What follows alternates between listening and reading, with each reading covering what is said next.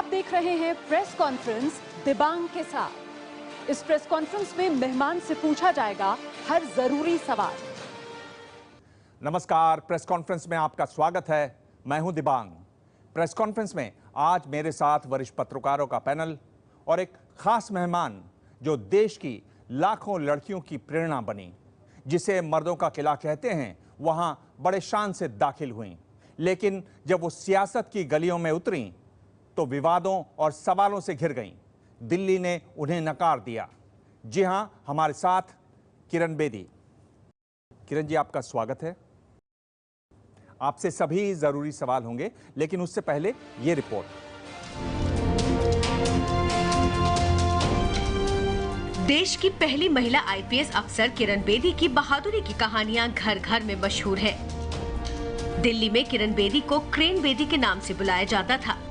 किरण बेदी ने ही 1988 में दिल्ली में हंगामा कर रहे वकीलों पर लाठीचार्ज का आदेश दिया था, जिसकी चर्चा आज भी होती है। साल 1972 से लेकर 2007 तक पूरे 35 साल तक किरण बेदी पुलिस सेवा में रही और अपनी सख्त और सुधारक पुलिस अफसर की छवि से वो पूरे देश में मिसाल बन गई।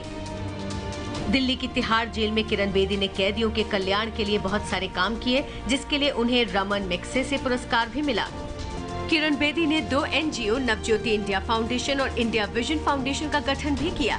इनके जरिए वो देश में पुलिस और जेल समेत कई सुधारों के लिए सक्रिय तौर पर काम कर रही हैं।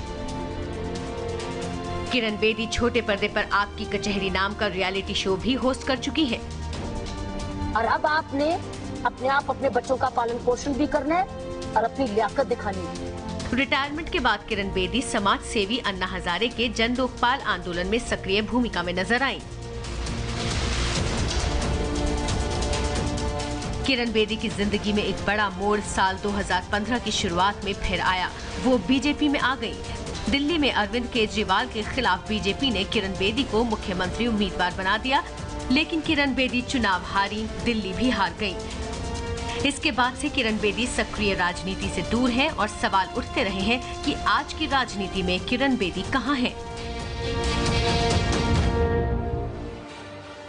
तो आज की राजनीति में किरण बेदी कहां हैं? जहां पहले थी। वो कौन सी जगह है? समाज सुधार, समाज सेवा जो पहले थी। तो आप कह रही हैं कि राजनीति अब आपने छोड़ दी है। राजनीति तो मुझे आती नहीं। मैं राजनीति के लिए तो गई नहीं थी। मुझे तो प्रशासन करने के लिए, एडमिनिस्ट्रेटिव एक्सपीरियंस देने के लिए बुलाया गया था, राजनीति के लिए नहीं। और ये कहा गया था कि इस वक्त दिल्ली को एडमिनिस्ट्रेटिव एक्सपीरियंस चाहिए, क्योंकि तुमने 37 इयर्स दिल्ली को देखा है। बल्कि तो आप सो उस वक्त इन्विटेशन था to offer administrative experience, not to be politics, not to politics से मुझे पॉलिटिकल साइंस पढ़ाई है, पॉलिटिक्स नहीं आती मुझे। तो एक तरीके से बीजेपी ने आपके साथ धोखेबाजी की। आपको कहा कि आप एडमिनिस्ट्रेटिव एक्सपीरियंस के लिए आ जाइए और आपको चुनाव में उतार दिया। फिर आपको प्रचार करवाया, फिर आपसे भाषण दिलवाए तरह तरह से, आपसे पर्चा भरवाया। आपने पर्चा भरा, आप चुनाव लड़ी। मेरे से कोई किसी ने धोखा नहीं किया। वो मेरी चॉइस थी, मेरी डिसीजन थी कि जब मुझे उन्होंने एक इन्विटेशन दिया, और ऐसे व्यक्ति को जानते हुए कि उसको पॉलिटिक्स नहीं करती वो, क्योंकि पुलिसिंग में पॉलिटिक्स नहीं होता है। मेरी करियर में कोई पॉलिटिक्स नहीं हुआ। शायद इसीलिए उन्होंने मुझे बुलाया कि इस वक्त दिल्ली को एक non political oriented administrative experience वाला व्यक्ति चाहिए। तो ये तो मैं उनका धन्यवाद करती हूँ, ये उन्होंने पहचाना। और रिस्पॉन्सिबिलिटी मेरी है, मैं ना भी कर सकती थी, लेकिन मैंने उसको एक्सेप्ट किया। मेरे साथ किसी ने धोखा नहीं किया। तो अब आप बीजेपी में हैं या नहीं हैं? मैं किसी पॉलिटिक्स में नहीं हूँ। किसी पॉलिटिकल पार्टी में भी नहीं है? मैं किसी जगह किसी पॉलिटिक्स में भी नहीं हूँ। लेकिन जब मैं चीफ मिनिस्टर की कैंडिडेट बनी थी, तब नेचुरली मुझे बीजेपी का मेंबर बनना था, तो वो मेंबर हूँ, अभी भी हूँ। आजकल जो हल्ला हो रहा है जेएनयू वाला, और इतना जो राष्ट्रवाद की जो बातचीत हो रही है, उसमें आपकी क्या राय है? उसमें आप कहाँ ठहरती हैं? मेरी राय तो जो मीडिया दिखाती वही है, और मीडिया की रिपोर्ट्स में जो पुलिस कमिश्नर ने कहा है वो जानती हूँ। That's all. उसमें आपको क्या लगता है? अभी तो मैटर अंडर इन्वेस्टिगेशन है। अब देखो सबूत में क्या आता है, क्योंकि अभी तो इन्वेस्टिगेशन शुरू ही हुई है। लेकिन कुछ सबूत निकले हैं जो कि इररिफ्यूटेबल हैं, तो शायद उसके आधार पर, लेकिन अभी टू अर्ली टू जज द केस। बीजेपी वाले बहुत लोग तरह तरह के बयान दे रहे हैं, ऐसा लग रहा है जैसे जजमेंट ही आ गई है। आपको लगता है कि उनको थोड़ा सा संयम रखना चाहिए, इंतजार करना चाहिए? सभी को संयम दिखाना चाहिए। जैसे मैं आपको बोल रही हूँ कि मैं इसमें जजमेंट नहीं, अभी तो अंडर इन्वेस्टिगेशन है और क्या सबूत मिलते हैं ये तो समय ही बताएगा और वेट करें। हम तो इस वक्त सिर्फ इन्वेस्टिगेटिंग ऑफिसर की बात को समझ सकते हैं और पुलिस कमिश्नर ही बोलते रहे और पुलिस कमिश्नर ने ये कहा है मेरे पास सबूत हैं, इसलिए पुलिस। और सबसे इंपॉर्टेंट बात है कि जो भी जेएनयू के केस के लिए पुलिस कस्टडी जब मांगी जाती है तो कोर्ट जो भी पुलिस के पास सबूत होते हैं वो देख के उसको पुलिस कस्टडी देते हैं, नहीं तो डिस्चार्ज कर दें। अगर कहीं ये झूठा है डिस्चार्ज, तो ऐसा डिस्चार्ज तो अभी तक नहीं किया। नहीं, पर मेरा सवाल वही है, मैं पूछ रहा हूं कि आपको क्यों लगता है कि आपकी जो पार्टी है बीजेपी, उसके नेता बिना कोई कार्रवाई हुए, कोर्ट के बिना जजमेंट आए, बिना पुलिस की कार्रवाई पूरे हुए, क्यों वो इस तरह की बेताबी दिखा रहे हैं? मैंने कहा ये संयम क्यों नहीं दिखा पा रहे? सभी को संयम की जरूरत है। Why only one political party? सभी को, मीडिया को भी, कांग्रेस को भी, बीजेपी को भी, ऑर्डिनरी सिटीजन को भी, एक वर्कर को भी, सभी को इस वक्त संयम चाहिए और उसको पॉलिटिसाइज नहीं करना चाहिए था। वहां किसी पॉलिटिकल पार्टी को वहां नहीं जाना चाहिए था। जेएनयू हो चाहे हैदराबाद हो, कहीं ये स्टूडेंट इशू इस तरीके से नहीं इसको चलना चाहिए था। ये संयम की जरूरत है, इसको भड़काना नहीं चाहिए। अगर कानून टूटा है तो कानून को काम करने दीजिए और कानून के ऊपर कचहरी है, वो फैसला करेगी। किसी को जजमेंट इस वक्त पास नहीं करनी चाहिए, कोई पॉलिटिकल पार्टी हो या कोई भी मीडिया हो, कोई, क्योंकि अभी तो मैटर अंडर इन्वेस्टिगेशन है। अभी जो सारा विवाद चल रहा है, इतने संवेदनशील मुद्दे पर बस्सी जी का यह कमेंट कि जो छात्र पकड़े गए हैं उनके ऊपर जिम्मेदारी है कि वो अपने को निर्दोष साबित करें और अगर उनके पास एविडेंस हैं इस बात के तो वो देखने और सुनने को तैयार हैं। ये आप कैसे देखती हैं? ये मैंने सुना था, एक स्टेटमेंट मैंने न्यूज़पेपर में पढ़ा था और इसकी इंटरप्रिटेशन भी मैंने पढ़ी थी। मैं ये बताना चाहती हूँ एज अ पुलिस ऑफिसर, मैं उस पुलिस ऑफिसर की स्टेटमेंट को समझती हूँ, उसने किस बैकग्राउंड में ये दी है समझती हूँ, लेकिन उसके माइंड में क्या था उस वक्त मैं नहीं जानती। लेकिन मैं उसको सिर्फ इंटरप्रेट इस एंगल से कर सकती हूँ कि उसका मतलब ये था कि अगर वो अपने आप को निर्दोष समझते हैं तो इंटेरोगेशन को और इन्वेस्टिगेशन को शामिल करो, आओ इन्वेस्टिगेशन में कोऑपरेट करो और बता दो, और अगर कुछ नहीं है तो जाओ। क्योंकि पुलिस इन्वेस्टिगेटर है, पुलिस जज नहीं है। पुलिस एक इन्वेस्टिगेशन और सबूत इकट्ठे करती है, किसके लिए? कचहरी के लिए, और कचहरी जज है। पुलिस तो एक तफ्तीशी है। पुलिस के बाद प्रोसिक्यूटर उसको वेट करता है कि जो पुलिस ने इन्वेस्टिगेट करा क्या वो चलान के काबिल है। पुलिस हो सकता है, और प्रोसिक्यूटर इंडिपेंडेंट है, पुलिस के अधीन नहीं है। तो इसलिए इन्वेस्टिगेशन के दौरान ही तो पता चलता है कि कोई व्यक्ति के खिलाफ सबूत है कि नहीं। तो जब वो कहते हैं अपना साबित करो, इस मतलब ये कहना था ज्वाइन करो इन्वेस्टिगेशन और अपनी बात बोलो, ये कहने का मतलब। पर ये तो बात साफ है ना कि इनोसेंट टिल प्रूवन गिल्टी, यानी जब तक साबित नहीं हो जाता तब तक आपको निर्दोष माना जाता है। ये तो कानून की एक मोटी बात है, इससे आप सहमत हैं कि नहीं? 100%। जब तक सबूत नहीं, प्रोसिक्यूशन सक्सेसफुली नहीं प्रोसिक्यूट कर पाते जी, और चार्ज फ्रेम करने के बाद भी वो डिफेंस नहीं, जो एक्यूजेशन नहीं लगती और डिफेंस जीत जाता है उसके बाद भी, तो इसको बड़ा लंबा प्रोसेस है। जी, ये बताइए कि जिस तरह से लॉयर्स ने वहाँ पर प्रदर्शन किए, मार पिटाई की, आपने भी लॉयर्स को झेला एक बार, क्या लगता है आपको वकील इतने उग्र क्यों हो जाते हैं? क्या होता है वकीलों को? इतिहास है ये तो, और आप भी जानते हैं और मैं भी जानती हूँ, और ये एक बहुत स्ट्रॉन्ग इंटेलेक्चुअल यूनियन है और ये एक नेशनल बॉडी भी है, एक नेशनल यूनियन है। मैंने तो 1988 में इनको देखा था। स्ट्रॉन्ग यूनियन है, हर एक अपने अपने व्यक्ति की पूरी सुरक्षा करता है। सो ये एक बहुत ऑर्गेनाइज्ड यूनाइटेड बॉडी है, जैसे बाकी, जैसे लेबर यूनियन है, पॉलिटिकल पार्टी भी है। Political party is also like a same body जो एक दूसरे को प्रोटेक्ट करती है। तो ये ऑर्गेनाइज्ड बॉडी है। अगर एक ही ऑर्गेनाइज बॉडी नहीं है, वो है यूनिफॉर्म सर्विसेज, जो आप यूनियन नहीं बना सकते। किरण जी, आपने एक बार लॉयर्स पर लाठीचार्ज की आदेश दी थी, वहाँ से लेके आज तक जो आ रहा है कि आप अब बस्सी जी की जो डिसीजन है कि पुलिस ने कोई एक्शन ना लेके सही किया है, सिचुएशन को संभाला है, तो क्या आपका वो डिसीजन गलत था और ये सही है, और या वो सही था और ये गलत है? कहीं पर ये पॉलिटिकल परसेप्शन में तो नहीं आ रहा है? आप जो लाठीचार्ज की बात करें वो है इंसिडेंट ऑफ जनवरी 1988 की, जब मैं डीसीपी नॉर्थ थी और मैं कमरे में बंद कर दी गई थी क्योंकि मेरे पास लॉयर्स का अटैक हुआ था और मेरे कमरे के बाहर पुलिस और लॉयर्स का बड़ा ज़बरदस्त आपस में झगड़ा हुआ, दोनों को चोटें लगी। एलिगेशन ये लगता है कि मैंने ऑर्डर किया लाठीचार्ज। लाठीचार्ज मैंने ऑर्डर नहीं किया था, लेकिन एलिगेशन ये लगा था कि मैंने लाठीचार्ज ऑर्डर किया क्योंकि मेरे दफ्तर के बाहर 30 हज़ारी कोर्ट्स में ये झगड़ा हुआ। वो फिर उस बड़े साल कंचन जी वो बात चली, वो बड़ा लंबा इतिहास है, अगर वो बनाने लगूँ तो आपका ये प्रोग्राम कम हो जाएगा इसके लिए। आपने लगातार कहा कि ये इंक्वायरी गलत हुई। जस्टिस डीपी वधवा ने जो अपनी रिपोर्ट दी उसमें कहा कि आपने इंडिस्क्रिमिनेट की लाठीचार्ज, अनजस्टिफाइड की लाठीचार्ज, आपने काउंसलर के साथ मिलकर आप भीड़ को लाए, वकीलों को पिटवाया। आपने लगातार विरोध किया पर होम मिनिस्ट्री ने रिपोर्ट मानी और उसको पार्लियामेंट में पेश किया गया, पार्लियामेंट में गई वो रिपोर्ट। तो आप उसको कैसे देखती हैं फिर? क्योंकि ऐसा नहीं है कि पूरा जो सिस्टम था उसने एक रिपोर्ट जांच करवाई, जस्टिस वधवा ने जांच की और रिपोर्ट मानी गई। वो इन दी एंड जस्टिस वधवा कमीशन की जो रिपोर्ट थी वो बड़े साल चली और वो वहीं बात नहीं रुकी। मैं तो एक स्टेज ऐसी थी जो किसी वकील ने भी मेरा केस लेने को इनकार कर दिया था। कोर्ट्स को सभी सामने कह दिया था हम किरण बेदी को डिफेंड ही नहीं करेंगे। मुझे खुद इन पर्सन अपीयर होना पड़ा चीफ जस्टिस के सामने अपने आप को बचाने के लिए, नहीं तो मुझे गिरफ्तार कर रहे थे, मुझे गिरफ्तारी हो रही थी। सो एक बारी नहीं, 2 बारी चीफ जस्टिस के सामने। एक बारी तो चीफ जस्टिस के सामने जस्टिस वेंकटचलैया जी के पास मैं अपीयर हुई इन पर्सन पिटिशन लेकर अपने राइट्स के लिए। उन्होंने जो स्टेटमेंट दी थी उससे जस्टिस गोस्वामी, ये 2 मेंबर कमीशन थी, एक जस्टिस वधवा थे, एक जस्टिस NN गोस्वामी थे। जस्टिस गोस्वामी ने वो जजमेंट जो ऑब्जर्वेशन जस्टिस वेंकटचलैया जी ने कही मेरी पिटिशन पर, उन्होंने कहा कि ऐसी डिसीजन जैसी मेरे लिए डिसीजन ली गई थी एक विलेज हेडमैन भी नहीं लेता।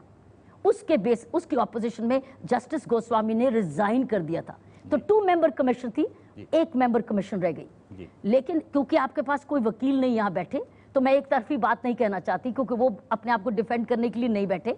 तो मैं यही कहूंगी इन दी एंड कि जस्टिस वधवा कमीशन की रिपोर्ट में दोनों को कसूरवार समझा गया था, लॉयर्स को भी पुलिस को भी, और जब दोनों को कसूरवार समझा जाता है तो दोनों बराबर। पर यह बात सही नहीं है कि वकीलों को उस समय आश्वासन दिया गया कि भविष्य में आपको कोई जिम्मेदारी वाली पोस्ट दिल्ली में नहीं दी जाएगी। बिल्कुल भी नहीं।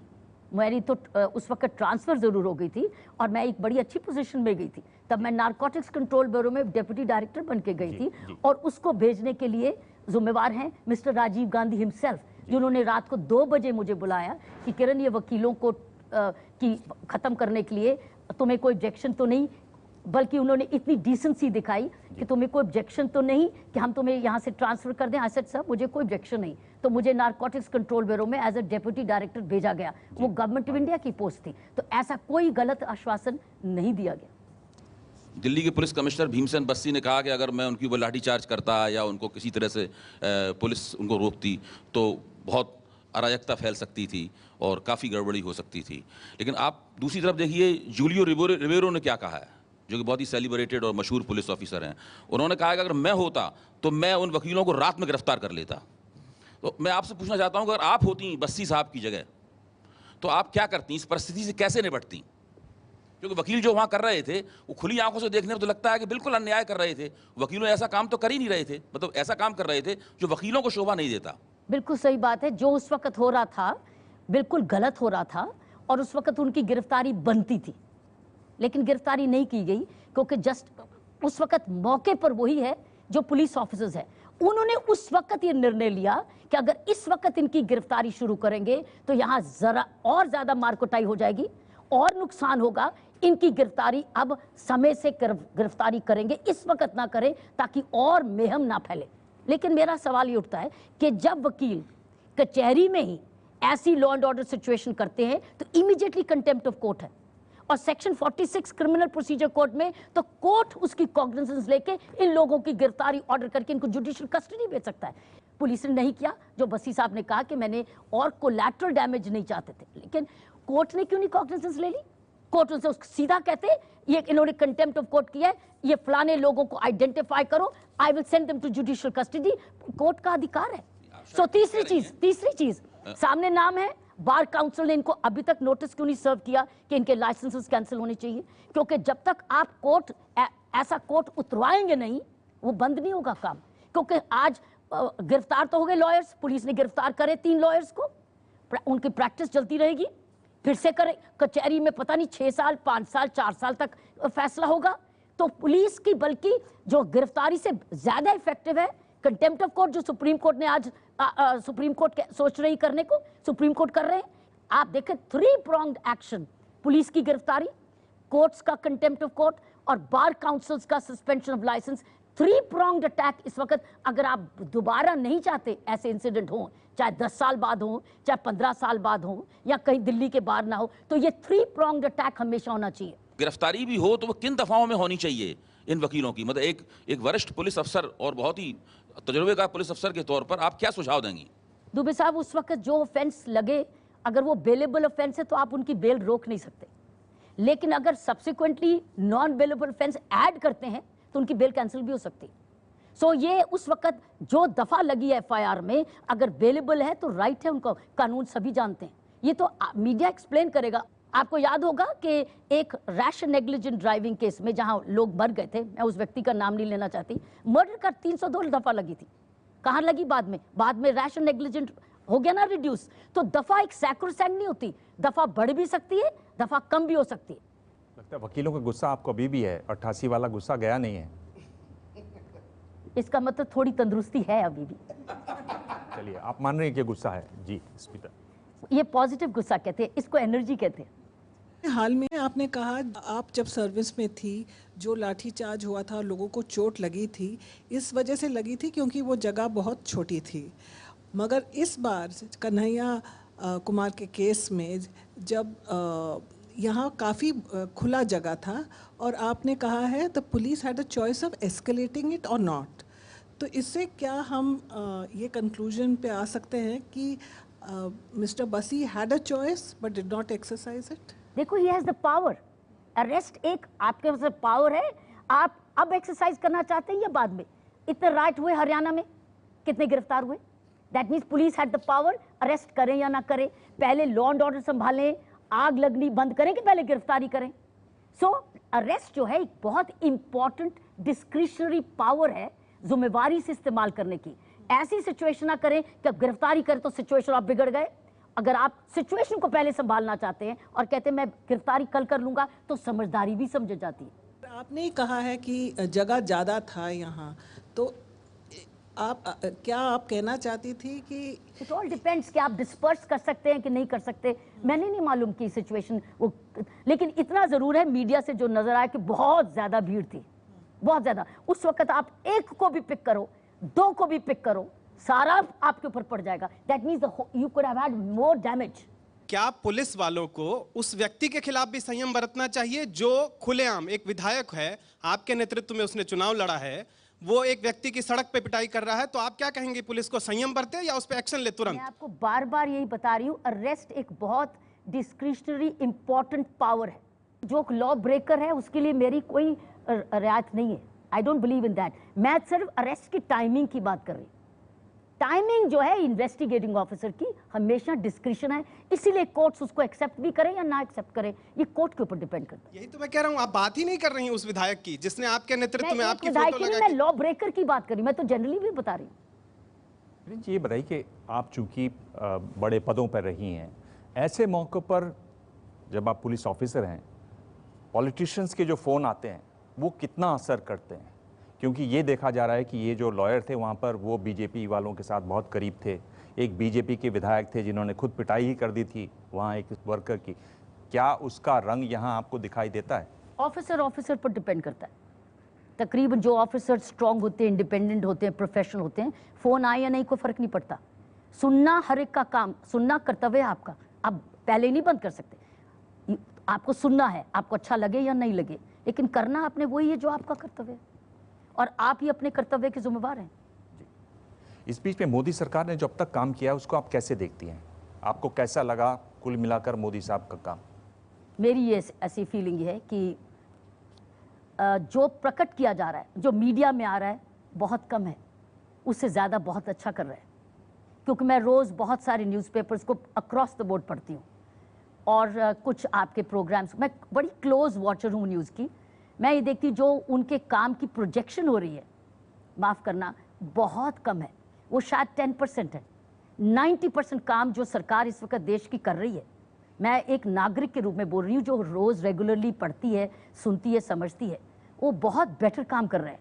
लेकिन आम व्यक्ति तो पहुँच नहीं रही है क्योंकि मीडिया बीच में, मैं एक्सेप्शंस की बात नहीं कर रही, तकरीबन ये कन्वे नहीं कर पा रही कि उनका काम कितना ज़्यादा साधारण व्यक्ति के लिए भविष्य, इट्स अ विजनरी वर्क। दो चीज़ों है, एक त्याग से काम कर रहे हैं, एक दूरंदेशी से काम कर रहे हैं। ना उनका त्याग प्रोजेक्ट हो रहा है, ना उनकी दूरंदेशी हो रही है। इधर उधर छुटपुटे क्राइम और law and order he media का हिस्सा बन रही है। जो सरकार इस वक्त आम व्यक्ति के सुधार के लिए काम कर रही है, मैंने ये देखा है कि वो प्रोजेक्ट नहीं हो रहा। ऐसे देश में जहां इतनी भाषाएं हैं, इतनी संस्कृतियां हैं, इतने धर्म हैं, इतने तरह की राष्ट्रीयताएं हैं, उस देश के अंदर अगर कोई एक पार्टी या संगठन या एक खास विचारधारा ये तय करने लगे कि आप कैसे रहेंगे, क्या खाएंगी, किस तरह की शादी होनी चाहिए, कितने बच्चे पैदा करना चाहिए, तो जाहिर है, और वो अगर सरकार में जो बैठी हुई पार्टी है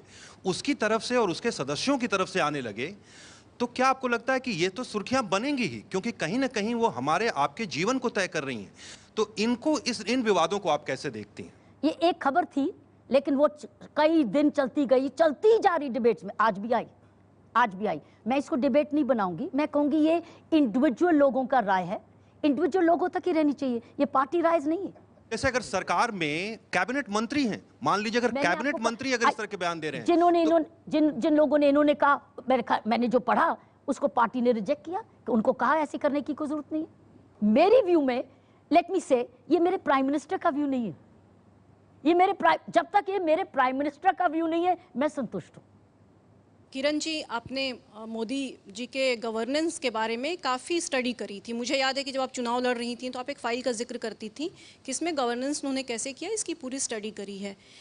जो आपने उस समय स्टडी करी थी, तो क्या अभी सरकार जिस तरह से विवादों में घिर रही है, जिस तरह के विवाद उठ रहे हैं, उसकी कोई गुंजाइश दिखी थी? और अगर नहीं दिखी थी तो आपको लगता है कि गवर्नेंस का वो मॉडल जो आपने स्टडी करी थी वो फेल हो रहा है कहीं पर? देखिए, इस वक्त बहुत बड़ी एक उपलब्धि है। मैंने रेलवे बजट ही जब सुना, और ये जब सुरेश प्रभु जी ने कहा कि इतने कॉन्ट्रैक्ट्स और हमने अप्रूव किए एक साल में, हज़ारों करोड़ों के, जो 6 साल में नहीं हुए, लेकिन एक ड्रॉप नहीं कहीं से शंका आई कि यहाँ बेईमानी हुई होगी। मैं समझती हूँ बहुत बड़ी उपलब्धि है, ये बहुत बड़ा इशू है, और ये इस पर वो टिके हुए हैं। हमारी सरकार इस वक्त ये टिकी हुई है, मेरे लिए बहुत बड़ी उपलब्धि है, क्योंकि इससे हमारे देश की प्रगति है, इसमें मेरे देश की इन्वेस्टमेंट है। वो नहीं हो रहा जो 1 रुपए में 18 पैसे ही जाएंगे, अब 1 रुपए में इसका मतलब पूरे पैसे जा रहे हैं। तो ये बहुत बड़ी उपलब्धि है एक भारतीय होते हुए। सो मुझे इस वक्त बड़ी राहत भी है और संतुष्टि भी है। अब वो मुद्दा बड़ा करप्शन का नहीं आया, हम दूसरे मुद्दे तो बनाने हैं, तो अब हम पॉलिटिक्स उसमें चले जाएं, जेएनयू एक स्टूडेंट के लाइफ पॉलिटिक्स में चले, उधर चले जाएं। ये सारा देश इस वक्त देख रहा है कि मेन मुद्दों से हट के हम इस वक्त नॉन इश्यूज को कई बार इश्यूज बना रहे हैं। नहीं तो कौन बना रहा है ये विवाद, कौन खड़ा कर रहा है? क्योंकि ये तो बीजेपी के अंदर से ही विवाद खड़े किए जा रहे हैं, सरकार के कदमों से विवाद खड़े हो रहे हैं, तो ये कौन खड़ा कर रहा है, कौन भटका रहा है मुद्दों से? आई थिंक हम लोग ना भटके और हम इश्यूज को स्ट्रेच ना करें, हम मुद्दों पर रहें हमारे देश की, क्योंकि ये हमारे देश का भविष्य का सवाल है।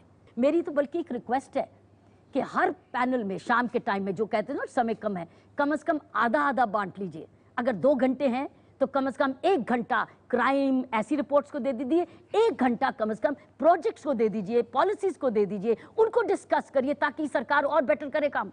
अरविंद केजरीवाल के साथ अन्ना के आंदोलन में आप बिल्कुल साथ में मिलकर लड़े आंदोलन। उसके बाद जब अरविंद केजरीवाल ने पॉलिटिकल पार्टी बनाई तो आपने अरविंद केजरीवाल का साथ छोड़ा। आपने कहा कि politics is not my cup of T, मैं अपना समाज सेवा करूंगी। ऐसा क्या हुआ कि बीजेपी के इनविटेशन पे आप फिर चुनाव लड़ी, लेकिन आपने जो जवाब दिया कि एडमिनिस्ट्रेशन के लिए ये जवाब मत दीजिएगा, सही जवाब दीजिएगा, क्योंकि एडमिनिस्ट्रेशन के लिए यदि बीजेपी को यूज़ करना होता तो वो एलजी की पोस्ट पे आपको रखते, क्योंकि ये केंद्र शासित प्रदेश है। यहाँ मुख्यमंत्री जो आएगा वो शासन नहीं करेगा, यहाँ केंद्र का ही शासन चलेगा। तो आपको एलजी बनाते, चुनाव नहीं लड़वाते। आपको नहीं लगता कि केजरीवाल के खिलाफ इनके पास कोई कैंडिडेट नहीं था, इसलिए आपको राजनीति में यूज किया गया? मेरे लिए वो त्याग की इनविटेशन थी। उन्होंने मुझे ये कहा कि देखो तुम इतने दायरे में समाज की सेवा करती हो, इस दायरे को बढ़ा सकती हो। जब मेरे सामने ये कहा जाए कि तुम इतने दायरे में समाज सेवा करती हो, जो आपने मेरी इंट्रोडक्शन में बोला कि मेरी 2 स्वयंसेवी संस्थाएं हैं जो काम करते, इतने दायरे में हाथ बताए ऐसे, इतना दायरा नहीं कर सकती, तो मैं क्या बोलूँगी? नहीं, मैं बोलूँगी हाँ। मेरे लिए तो सुप्रीम सैक्रिफाइस थी, और अगर मुझे पॉलिटिक्स ही करनी होती तो मैं वापस चली जाती। इसका मतलब मैं प्रशासन ही मेरी प्रायोरिटी थी और उनकी भी थी। तो एलजी क्यों नहीं बनाया? एलजी बनाते ज्यादा अच्छा होता, क्योंकि दिल्ली में शासन एलजी का चलता है, ये आप भी जानती है। मैंने तो मांगा भी नहीं था कि मुझे सीएम कैंडिडेट भी बनाया जाए, तो मैं एलजी का भी मांगू कि कभी नहीं मांगू, लेकिन मैंने तो कभी मांगा ही नहीं कुछ। मेरी आदत ही नहीं है मांगना, क्योंकि मुझे कुछ चाहिए ही नहीं। आपने कहा कि अगर मुझे पॉलिटिक्स ही करनी होती तो मैं वापस जा सकती थी। जी हाँ। क्या वाकई में जा सकती थी? आपने भरोसा दिलाया था कि आपकी सरकार बनेगी, आपके 3 लोग जीत कर आए। आपके जितने भी दिल्ली के सीनियर लीडर्स थे वो खुलेआम पत्रकारों को बोलते थे इसको किसी तरह से दूर रखो, सब आपके खिलाफ थे। पार्टी के वर्कर्स जिस तरीके से आपने वहाँ एड्रेस की, वो नाराज़ हो गए कि ये ऐसे बात करती हैं जैसे हेडमास्टर हों या हम खुद को टीचर समझती हैं। आपको आज ये नहीं लगता कि आपके लिए वो जगह है ही नहीं? आप चाहती तो भी वहाँ आप कुछ कर नहीं पाती? नहीं, मैं चाहती नहीं और मैं गई भी नहीं, क्योंकि मैं जानती हूँ मैं इसके काबिल ही नहीं हूँ। मैं पॉलिटिक्स के काबिल हुई नहीं, पॉलिटिक्स है ही नहीं मेरे मन में, ना मेरी रगों में है। मेरे पास समाज पब्लिक सर्विस है, पॉलिटिक्स नहीं है, क्योंकि ये मेरी पुलिस ट्रेनिंग है। क्योंकि मैं सबको एक नज़र से देखती हूँ, ये नहीं देखती कौन किस, और जो प्रॉब्लम है वो मेरे सामने है। मुझे नहीं मालूम आप किस मंशा से आए हैं, किस बैकग्राउंड से आए हैं। मेरे सामने आप मेरी मदद लेने आए हैं, जो मेरा कर्तव्य सेवा करने का, दैट्स इट। दिल्ली ने नहीं मांगी तो कोई बात नहीं, कोई बात नहीं। मैंने तो किसी को क्या नहीं कहा कि मुझे क्यों नहीं कहा, नहीं मांगी, आपका डिसीजन, सरबाते पर, फिनिश्ड, आई वॉकड अवे। राजनीति के काबिल नहीं है, ये भाव आपको चुनाव के दौरान आया कि उसके बाद आया? बल्कि ये और रियलाइज हुआ जब मैं चुनाव में लड़ी। ये और रियलाइजेशन आई कि मैं वाकई में नहीं हूँ काबिल इसके। मैं प्रशासन बहुत अच्छी तरह चला सकती हूँ। मैं देखो, एक चीज़ मैं खुद ही आपको कह रही हूँ जो मुझे नहीं आती, एक चीज़ मुझे खूब आती है, वो है एडमिनिस्ट्रेशन। मुझे खूब आती है, मेरा मन तन लगता है उसमें, तो वो मुझे बहुत आनंद आता है। यदि सरकार में कोई पद मिलता है या आपको गवर्नर बनाया जाता है, तो क्या आप जाना चाहेगी? कल आपने देखा है, आपने कल देखा है, कल क्या होगा कल देखेंगे। लेकिन आज मैंने आपको बता दिया, मुझे पॉलिटिक्स नहीं आता है, मुझे प्रशासन आता है। आप दिल्ली सरकार के गवर्नेंस के बारे में क्या कहेंगे 1 साल के? देखिए, दिल्ली प्रशासन इस वक्त एक चीज़ से सफ़र कर रहा है, ज़बरदस्त सफ़र कर रहा है, जो कि दिल्ली गवर्नमेंट ये एक्सेप्ट नहीं कर रही कि दिल्ली एक यूनियन टेरिटरी है। इलेक्शन से पहले उनको पता था, जानते थे, इसीलिए दिल्ली स्टेटहुड मांग रहे थे, ठीक है। जब स्टेटहुड मांग रहे थे, उसका पता है कि दिल्ली यूनियन टेरिटरी है, तो इलेक्शन जीतने के बाद भी क्यों नहीं एक्सेप्ट करते? और union territory means the lieutenant governor is the administrator, और आपको उसके साथ मिलकर काम करना है। ये दिल्ली सफ़र कर रही है इस वक्त, क्योंकि दिल्ली सरकार ये एक्सेप्ट नहीं कर रही कि लेफ्टिनेंट, ये दिल्ली यूनियन टेरिटरी है, इसलिए हमने स्टेटहुड मांगा था, और लेफ्टिनेंट गवर्नर तो इसके साथ मिलके काम करेंगे तो नतीजा मिलेगा, नहीं तो लड़ते ही रहेंगे, झगड़ते रहेंगे। तो इस वक्त इसीलिए आप सिर्फ कन्फ्रंटेशन ही देख रहे हो। क्या ये बात सही नहीं है कि इंडियन पुलिस मेडल जो होता है मेरिटोरियस सर्विस का, और दूसरा प्रेसिडेंट मेडल जो होता है, प्रेसिडेंट्स पुलिस मेडल जो होता है डिस्टिंग्विश्ड सर्विस का, जो कि साधारणतया दे दिया जाता है अफसर्स को, वो आपको नहीं मिले? क्या आप जो कहती हैं कि मैंने बहुत काम किया, क्या ये बात उसके खिलाफ नहीं जाती है? काम के लिए तो मैं नौकरी में आई थी, सो काम तो मेरा कर्तव्य था। सो मैं ये कभी नहीं कहूँगी मैंने काम किया, मैं ये कहूँगी हाँ काम जानती हूँ मैं, और काम करने की क्षमता रखती हूँ। पर ये दोनों मेडल जो हैं वो कुछ साल अगर आप सर्विस में रहें तो आपको रूटीनली मिल जाते हैं, जो आपको नहीं मिले। क्या ये बात सच है? 100% सच है।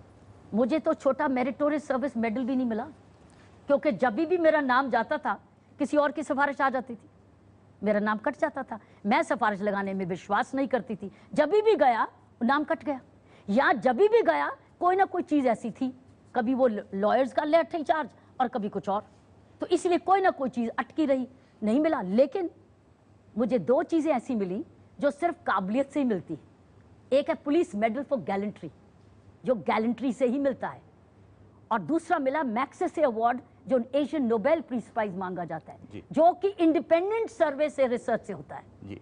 पर क्या ये बात सही नहीं है? मैं ये कह रहा हूँ इसलिए नहीं मिला कि कम से कम 4 पोस्टिंग्स ऐसी थी जहां आपने टर्म पूरी नहीं की। 2 पोस्टिंग्स में तो आप बिना बताए चली गई। टर्म कौन से? मैं गोवा की बात कर रहा हूँ, मिजोरम की बात कर रहा हूँ। पहली बात तो हमारी, आपने संडे ऑब्जर्वर अखबार को कहा कि हाँ मैं गोवा से बिना बताए चली गई। राजेंद्र मोहन जी को आपने चिट्ठी लिखी, कहा मिजोरम। तो आपने 4 जगह टर्म पूरी नहीं की। तो इस हालत में आप पर विश्वास कैसे बनेगा? आप पर कौन सी पोस्टिंग में टर्म लिखी होती है ये मुझे बताया जाए। हमारी किसी पोस्टिंग, अरे पुलिस कमिश्नर की पोस्टिंग पर टर्म नहीं लिखी होती तो डीसीपी की क्या लिखी जाएगी? वो तो होता है you are posted to such and such place with immediate effect till ये सो एंड सो, नहीं लिखा होता। आपकी पोस्टिंग का किसी को कोई टेन्योर नहीं मिलता हिंदुस्तान में, ना आईएएस ना आईपीएस, किसी को भी नहीं मिलता है। ये मांगा गया है कि टेन्योर करा जाए, लेकिन टेन्योर पोस्टिंग नहीं होती, नंबर 1। नंबर 2, आप जो चीजों को कंबाइन कर रहे हैं ना वो अनफेयर है। मैं गोवा से बिना पूछे नहीं आई थी, राजेंद्र मोहन साहब से छुट्टी लेके आई थी। मैं मिजोरम से ऐसे नहीं आई थी, स्वराज कौशल साहब की इजाजत लेके आई थी। मैं कहीं से ऐसे नहीं आई थी। तब वो गवर्नर थे मिजोरम के, तब उनको मालूम था, और मेरे आईजी कुलबीर सिंह को मालूम था। सिमिलरली गोवा में मेरे राजेंद्र मोहन जी को मालूम था। सो आप ये इस वक्त गलत मैसेज मत दीजिए। पर ये क्या बात सही नहीं है कि संडे ऑब्जर्वर 27 सितंबर 1992 में आपने कहा कि I left Mizoram without asking? Without asking whom? Without asking whom? Not from the Lieutenant Governor. Without asking basically telling my juniors. But my Lieutenant Governor, Mr. Suraj, it's written in the book. Swaraj Kaushal साहब को मालूम था, बल्कि उन्होंने ही कहा था किरण तुम यहाँ से चली जाओ नहीं तो आग लगेगी इन मकानों पे। पर अगर आप विदाउट आस्किंग कह रहे हैं तो जूनियर से तो कोई आस्क करता नहीं है। मैं आपको बता रही हूँ कि read my book and I am mentioning Swaraj Kaushal साहब। It was in his knowledge, it is in his knowledge that in fact he told me that if you go मैं कर्फ्यू हटवा दूंगा, ताकि क्योंकि उस वक्त ऐसा issue Mizo non Mizo issue बन चुका था, इसलिए से ये फैसला हुआ without asking. But basically I think you getting it wrong. You are not asked, I asked mister Swaraj Kaushal, it's wrong. I asked mister Swaraj Kaushal and my lieutenant my IGP knew. आप जो यूथ की एक आइकन थी, हम सब की, हमारी जनरेशन की एक बहुत बड़ी आइकन थी।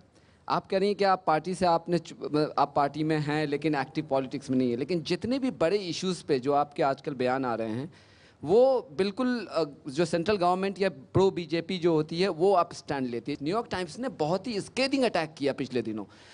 ह्यूमन राइट्स वॉच ने बहुत स्केडिंग अटैक किया मोदी गवर्नमेंट को, नाम लेकर के कहा कि जिस तरह से रिलीजियस इंटॉलरेंस बढ़ा है। एमनेस्टी इंटरनेशनल ने जो अभी 2016 की रिपोर्ट की है उसमें इतनी स्ट्रॉन्ग उन्होंने हर फ्रंट पे कहा है कि ह्यूमन राइट वायलेशन हो रहा है। वहाँ पे आप कोई स्टैंड नहीं लेती हैं। आप आइकॉन होती थी वहाँ पे, अब वो आइकन वाली बात अब रही नहीं जिस तरह से आप स्टैंड लेती है। क्या मतलब वाली बात तो मैंने न्यूयॉर्क टाइम्स वाला पढ़ा नहीं, हो सकता है मुझसे नहीं एग्री करूंगी, मेरा इंडिपेंडेंट व्यू है।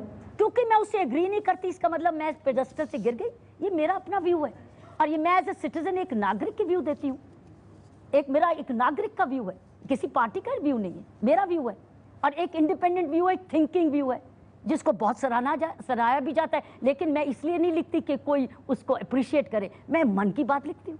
आप बार बार कह रही हैं कि आप एक आम नागरिक की तरह चीज़ों को देख रही हैं, लेकिन आप ये भूल जा रही हैं कि आपने कहा कि आप भाजपा के सदस्य हैं। ये कैसे आप वीव कर रही हैं? मैं अभी तक मैं सिर्फ यही कह सकती हूँ कि जो भी मैं अपना व्यू ट्वीट करती हूँ या टेलीविजन पे बोलती हूँ वो एज इंडिपेंडेंट किरण बेदी बोलती हूँ। मैं मेंबर ऑफ द बीजेपी हूँ लेकिन एज बीजेपी स्पोक्समैन नहीं बोलती हूँ, मैं एज किरण बेदी बोलती हूँ। You may accept it, you may not accept it. इतना जो ट्वीट करती हैं ये आपको लगता है कभी कभी वो भारी भी पड़ जाता है? मैं ट्वीट करती हूँ जो मेरी फीलिंग है, मैं भारीपन और हल्केपन को नहीं देखती। मैं इसलिए बोल रहा था क्योंकि आपने ट्वीट किए वो नरेंद्र मोदी जी के खिलाफ भी थे। 2012-13 की बात कर रहा हूँ, उस वक्त की बात थी जी। इसका मतलब इंडिपेंडेंट व्यू है, उस वक्त की भी बात थी और वो बात तो बड़ी पुरानी हो गई, उसके ऊपर कचहरी के डिसीजंस भी आ गए। जी किरण जी, आपका बहुत लंबा अनुभव रहा है ड्रग्स को कंट्रोल करने में। आपने इस सरकार को ऑफर किया कि पंजाब में जहां पे उन्हीं की सरकार है, भाजपा अलायंस में है, वहां पे आपने खुल के ऑफर किया, आप अपने अनुभव का वहां इस्तेमाल करना चाहती थी। लेकिन सरकार ने, मोदी सरकार जिसने आपको बुला के एक एडमिनिस्ट्रेटर के तौर पे ऑफर किया काम करने के लिए दिल्ली में, तो पंजाब वालों से को राहत नहीं देना चाहती है सरकार, या आप पे विश्वास नहीं रह गया सरकार का कि आपको पंजाब भेजें? वो कहाँ किसको भेजे उनका फैसला। मैं तो गई थी पंजाब और अपने पुलिस कमिश्नर डीजीपी के साथ काम भी किया, उसको पुलिस के कई जगह समझाया भी, कुछ ट्रेनिंग प्रोग्राम्स भी किए। मैं जो कर सकती तो मैं करके आई। ट्विटर पे जहाँ ज़रा स्लाइट अगर डिसएग्रीमेंट अगर आपसे हो या कोई सवाल करे तो आप ब्लॉक कर देती हैं। कहा जाता है कि किरण बेदी जी बहुत इंटॉलरेंट है ट्विटर पे। वो दैट्स योर फीलिंग, ऐसा नहीं है। मैं क्रूड लैंग्वेज को, एब्यूसिव लैंग्वेज को जरूर ब्लॉक करती हूँ। कई बारी उसका ट्वीट को हटा के लोगों को बताती हूँ कि ऐसे लोग भी हैं ट्विटर पे। सो मैं उस चीज़ को प्रमोट नहीं करती, ताकि अगर, क्योंकि मेरे ये जो ट्विटर की स्पेस है वो मेरी है। I can, you are my follower, I am not your follower, I can block you. तो आप ट्विटर की स्पेस को बहुत साफ और बहुत कड़ाई से वहां रहती हैं। मैं उसकी रिस्पेक्ट करती हूँ और मैं किसी को फाउल लैंग्वेज टॉलरेट नहीं करती, बल्कि किसी ने मेरे खिलाफ मुझे सपोर्ट करके किसी को फाउल लैंग्वेज के लिए, मेरे लिए भी मैंने उसका भी जिक्र किया कि ये फाउल लैंग्वेज इस्तेमाल करना सही नहीं है। तो मैं इस चीज़ में विश्वास नहीं करती। बार बार जो आप ये कह रही हैं कि मैं पॉलिटिक्स में नहीं हूँ, पर बहुत सारे लोग कहते हैं कि there is nothing personal. Personal भी पॉलिटिक्स है, पॉलिटिक्स भी पर्सनल है। और प्लेटो ने कहा कि politics is basically highest form of human creativity. तो आप पॉलिटिक्स के प्रति इतना कंटेम्प्ट क्यों रखती हैं? मैं जो कंटेम्प्ट नहीं है, बल्कि मैं तो इसकी बड़ी इज्जत करती हूँ, क्योंकि मैंने ये जो जब इलेक्शंस लड़ी, मैंने रियलाइज किया कितना डिफिकल्ट वर्क है ये, कितना कॉम्प्लेक्स है ये, कितना चैलेंजिंग है ये, और ये और ही तरीके का कैरेक्टर मांगता है जो मैं नहीं हूँ। अच्छा पॉलिटिशियन आज के दौर में होने के लिए 3 क्वालिटीज कौन सी चाहिए जो आपके पास नहीं है? गुड क्वेश्चन, दोबारा पूछो। अच्छा पॉलिटिशियन होने के लिए अच्छा। आज के दौर में अच्छा पॉलिटिशियन, 3 क्वालिटीज जो आपके पास आई नहीं थिंक है। ये बड़ा लोडेड है। अच्छा पॉलिटिशियन और गंदा पॉलिटिशियन भी होता है क्या? चलिए पॉलिटिशियन होने के लिए अगर आप चाहती हैं। वेल, आज का पॉलिटिशियन जो रूटीन पॉलिटिशियन है, इसमें एक्सेप्शंस बड़े हैं जी, सो सभी के लिए नहीं मैं बोलूंगी जी, लेकिन आज का पॉलिटिशियन वोट मांगता है, सिर्फ वही बात करता है जो वोट चाहिए। एक तो वोट मांगता है, एक तो वोट मांगना बुरा नहीं है, क्योंकि वोट पर ही आएगा। जी। किस आधार पे वोट मांगता है? सो नंबर 1 इज कि किसी तरीके से मुझे वोट चाहिए, that means unethical way of collecting votes. Second is telling lies, झूठ है। दूसरा है लाइज। तीसरा है गलत जुबान। ये है जो कि वो पॉलिटिशियंस जो पॉलिटिक्स को गिरा रहे हैं इस देश में, वो पॉलिटिशियन अच्छे पॉलिटिशियंस भी हैं और लोग उनको चुनते हैं। ये तीनों चीज़ें मेरे में नहीं है। ना मैं झूठ बोल सकती हूँ, ना मैं गलत जुबान इस्तेमाल कर सकती हूँ, ना मैं किसी को गलत लालच दे सकती हूँ। ये तीनों गुण मेरे में नहीं है।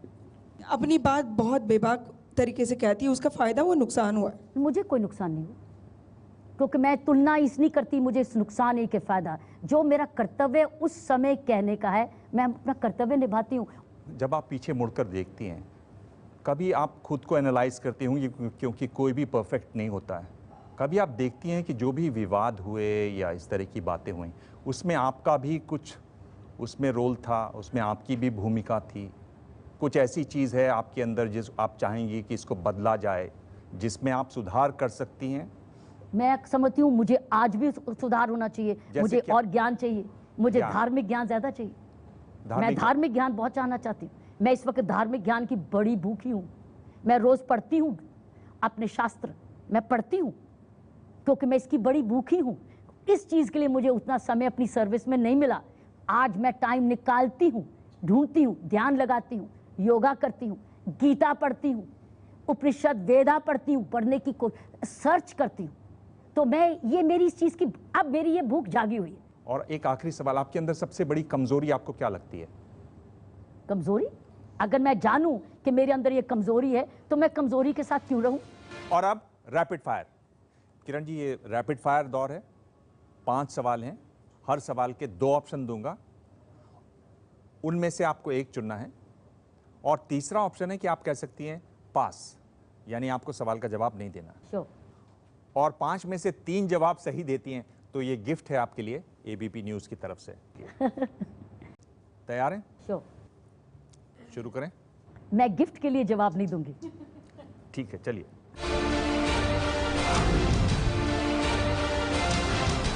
पहला सवाल, ज़्यादा मुश्किल किस में होती है, फोर्स को संभालने में या राजनीतिक दल में कार्यकर्ताओं को संभालने में? कार्यकर्ताओं को संभालने। ज़्यादा मुश्किल होती है।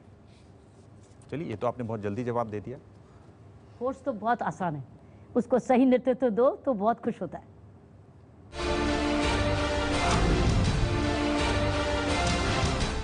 आप दो खास लोगों से जुड़ी, उनमें से आपको कौन ज्यादा पसंद है, अन्ना हजारे या नरेंद्र मोदी? मिक्स मत करिए, लेकिन दोनों की बहुत नेक काबिलियत है। भगवान का शुक्र है, इस देश का भाग्य है कि उसके पास ये दोनों हैं। ज्यादा आप किसको पसंद करती हैं इनमें? दोनों की स्थिति अलग अलग है, इसलिए मैं चूज नहीं कर पाऊंगी। चलिए, इस सवाल को छोड़ दें, पास करते हैं। नहीं, पास क्यों करूं, मेरे लिए दोनों हाँ हैं। पर जिस फॉर्मेट में सवाल है उसमें इसको छोड़ देते हैं।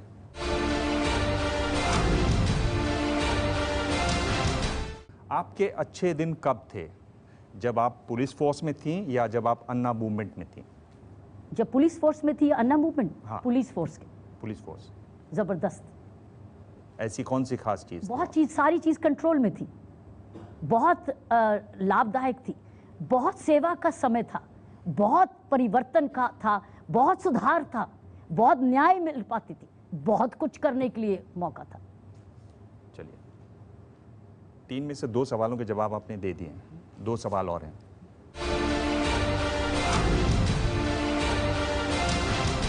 बीजेपी के बहुत सारे नेता तरह तरह के बयान देते हैं।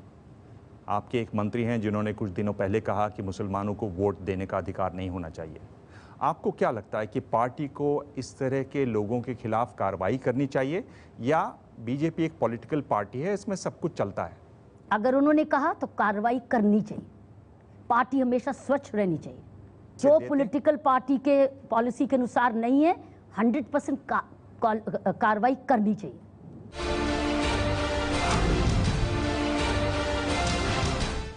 दो विवाद का मैं उल्लेख करूंगा। मैं आपसे पूछ रहा हूं कि ये जो विवाद उछले, इनमें से आपको ज्यादा नुकसान किससे हुआ? ये कैसे मानूं नुकसान? मैं आपसे पूछ रहा हूं कि आप मान लीजिए नुकसान ही नहीं हो तो? ठीक है, चलिए। पहला विवाद हुआ जब आप मिजोरम में थी, आपकी बेटी ने दाखिला लिया एक डॉक्टर बनने के कॉलेज में MBBS के लिए, और एक ऐसी सीट ली जो स्थानीय लोगों के लिए होती है, जहां पर आदिवासी ज़्यादा हैं। दूसरा विवाद हुआ जो कि इंडियन एक्सप्रेस अखबार में छपा कि आपने इकोनॉमी क्लास से सफ़र किया और बिजनेस क्लास का टिकट लिया। इनमें से, इन 2 विवादों में से ज़्यादा नुकसान आपको क्या लगता है किससे हुआ? पहले से, क्योंकि वो मेरी बेटी को प्रभावित किया। जो मुझे प्रभावित किया वो इतना इम्पोर्टेंट नहीं है, जो मेरी बेटी को प्रभावित किया वो मेरे लिए ज़्यादा दर्दनाक था। जैसे कैसे प्रभावित किया? मतलब क्योंकि वो बड़ी डिस्टर्ब हुई बच्चा कि माँ मैंने मेरिट पे दिया, रूल्स कह रहे हैं और ये सारे अब मेरे पीछे पड़ गए हैं। उसको बहुत प्रभावित किया और वो इसका इम्पैक्ट बहुत देर रहा।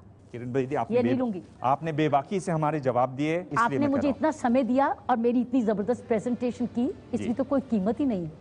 Thank you very much. Thank you. Thank you so much. Thank you. Thank you so much. Thank you sir. Thank you. Press conference में आज इतना ही। अगले हफ्ते मुलाकात होगी एक और खास मेहमान से। तब तक ताज़ा खबरों के लिए देखते रहिए ABP news. Thank you so much. Thank you.